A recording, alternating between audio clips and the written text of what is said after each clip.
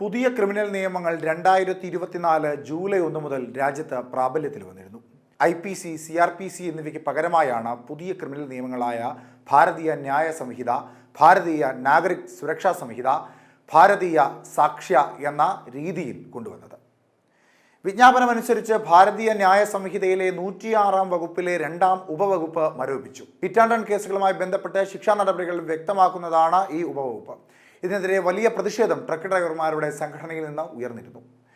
ഇതിന് പിന്നാലെയാണ് ഇത് മരവിപ്പിച്ചത്. ഓഗസ്റ്റ് 11 കേന്ദ്ര ആഭ്യന്തരമന്ത്രി അമിത്ഷാ പാർലമെന്റിൽ അവതരിപ്പിച്ച ആദ്യ ബില്ലുകൾ സ്റ്റാൻഡിംഗ് കമ്മിറ്റിക്ക് വിട്ടിരുന്നു. കമ്മിറ്റി നവംബർ 10 റിപ്പോർട്ട് സമർപ്പിച്ചതിന് പിന്നാലെ ഡിസംബർ 11 ബില്ലുകൾ പിൻവലിച്ചു. പിന്നീട് ശീതകാല സമ്മേളനത്തിൽ അവതരിപ്പിച്ച പുതിയ ബില്ലുകളായിരുന്നു സഭകൾ പാസാക്കിയത്. ഡിസംബർ അവസാനം രാഷ്ട്രപതി ദ്രൗപദി മുർമു അംഗീകാരം നൽകിയതോടെ ബില്ലുകൾ നിയമങ്ങളായി മാറി. ക്രിമിനൽ നീതിന്യായ വ്യവസ്ഥയുമായി ബന്ധപ്പെട്ട് 3 പുതിയ നിയമങ്ങൾ നടപ്പിലാക്കിയതിൻ്റെ 1 വർഷം പൂർത്തിയാകുന്നത് പുതിയ യുഗത്തിൻ്റെ തുടക്കമാണെന്ന് ഇപ്പോൾ ആഭ്യന്തര സഹമന്ത്രി അമിത്ഷാ പറഞ്ഞിരിക്കുകയാണ്. ഭാരത് മണ്ഡപത്തിൽ നടന്ന നീതി വ്യവസ്ഥയിലെ വിശ്വാസത്തിൻ്റെ സുവർണ വർഷം എന്ന പരിപാടിയിൽ സംസാരിക്കുകയായിരുന്നു അദ്ദേഹം. അടുത്ത 3 വർഷത്തിനുള്ളിൽ പുതിയ ക്രിമിനൽ നീതിന്യായ വ്യവസ്ഥ പൂർണ്ണമായും പ്രവർത്തനക്ഷമമാകും. തുടർന്ന് ഏതൊരു പൗരനും നീതി ലഭിക്കുന്നതിൽ ഉറപ്പുവരുത്തുമെന്ന് അമിത്ഷാ വ്യക്തമാക്കി. പുതിയ നിയമങ്ങൾ സാധാരണക്കാർക്ക് നൽകുന്ന പ്രാധാന്യം വിശദീകരിച്ച അദ്ദേഹം ഇനി FIR ഫയൽ ചെയ്താൽ ഭയമല്ല, മറിച്ച് ഉടനടി നീതി ലഭിക്കുമെന്ന ആത്മവിശ്വാസം ജനങ്ങളിൽ വളരും എന്ന് പറഞ്ഞു.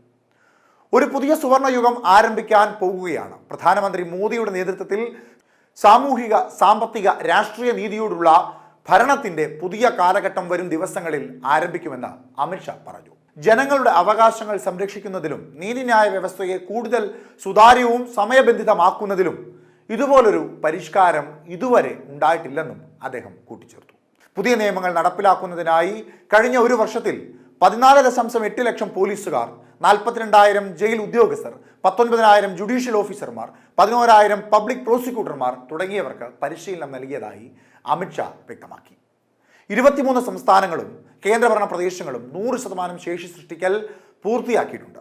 11 സംസ്ഥാനങ്ങളും കേന്ദ്രഭരണ പ്രദേശങ്ങളും ഈ തെളിവ്, ഈ സമൻസ് വിജ്ഞാപനങ്ങൾ പുറത്തിറക്കി. 6 സംസ്ഥാനങ്ങളും കേന്ദ്രഭരണ പ്രദേശങ്ങളും ന്യായശ്രുതി വിജ്ഞാപനം, 12 സംസ്ഥാനങ്ങളും കമ്മ്യൂണിറ്റി സേവന വിജ്ഞാപനം പുറപ്പെടുവിച്ചു. പുതിയ നിയമങ്ങൾ വിജയകരമായി നടപ്പിലാക്കാൻ പൊതുജനങ്ങളെ അവരവരുടെ അവകാശങ്ങളെക്കുറിച്ച് ബോധവൽക്കരിക്കേണ്ടതിൻ്റെ ആവശ്യകത അമിത്ഷാ പറഞ്ഞു.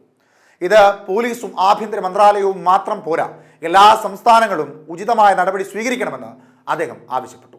ഇത്തരത്തിൽ നിയമങ്ങളിൽ പുതിയ മാറ്റങ്ങൾ സൃഷ്ടിച്ച ഭാരതത്തിൻ്റെ നിയമ കുരുക്കുകളെ ഇല്ലായ്മ ചെയ്ത് ഭാരതത്തിൻ്റെ നിയമവ്യവസ്ഥയിൽ മാറ്റം കൊണ്ടുവന്ന ജനങ്ങൾക്ക് കുറച്ചുകൂടി നീതി ഉറപ്പാക്കുക എന്ന ഉദ്ദേശമാണ് കേന്ദ്രത്തിൻ്റേതെന്ന് പറഞ്ഞു വെക്കുകയാണ് ആഭ്യന്തരമന്ത്രി അമിത്ഷാ.